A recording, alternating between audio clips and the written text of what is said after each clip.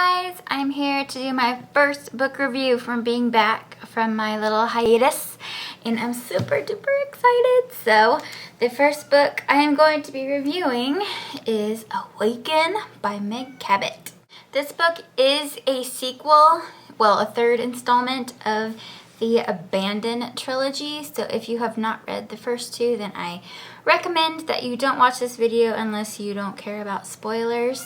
So if you are interested in watching, then please do, but if not, I won't mind if you click off. So the first thing I want to say about this book is the cover is beautiful. I love it. Looks like that. And there's Pierce and I believe John on the cover, and it's very beautiful. I love purple, and her dress is gorgeous. And here is the back, it looks like. And this book is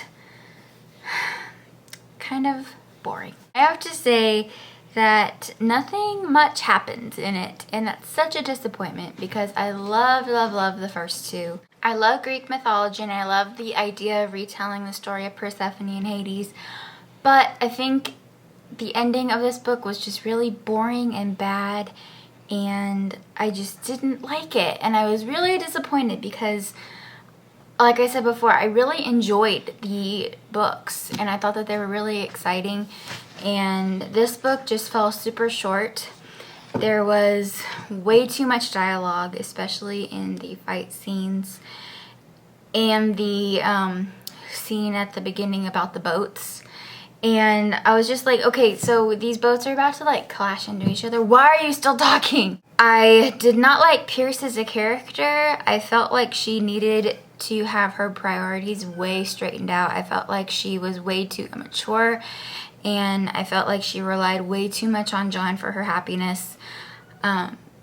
She was kind of like a bright and smart and funny girl at the beginning, and at the end, it just seemed like at the beginning of the series and towards the end of the series, all she cared about was John, and she's like 16 and she's talking about having babies with him, and I'm just like, whoa, grow up first a little bit. I just felt like she was way too dependent on him, and she didn't care about anything but him, and there's a fine line between wanting your love to be happy and being a really deluded and crazy relationship.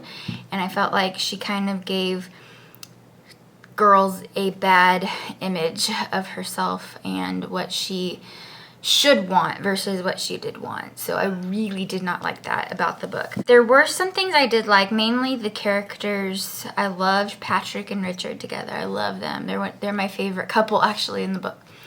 And then secondly, I love Kayla and Frank together. I love Kayla. She's so funny. She's so charismatic. She's so independent and fierce, and she doesn't need a guy to complete her.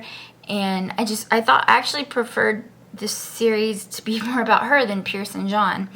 I did like John at the beginning, but then he started to get very possessive and very controlling, and I don't like that about it. And I felt like Pierce was almost brainwashed by him, and I didn't care for it. And like I said, there was just not enough action for me. There was too much dialogue and too much talking, and I felt like Pierce didn't have to go through a lot to save John's soul, like it says in the book.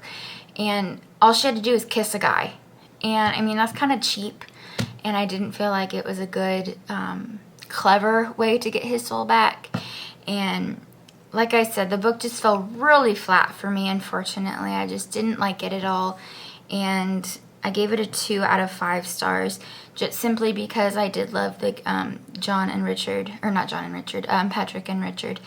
I loved Kayla and Frank, and I just, basically the other 2 books saved this book's rating for me because I did like the other series. Unfortunately, the ending was really bad.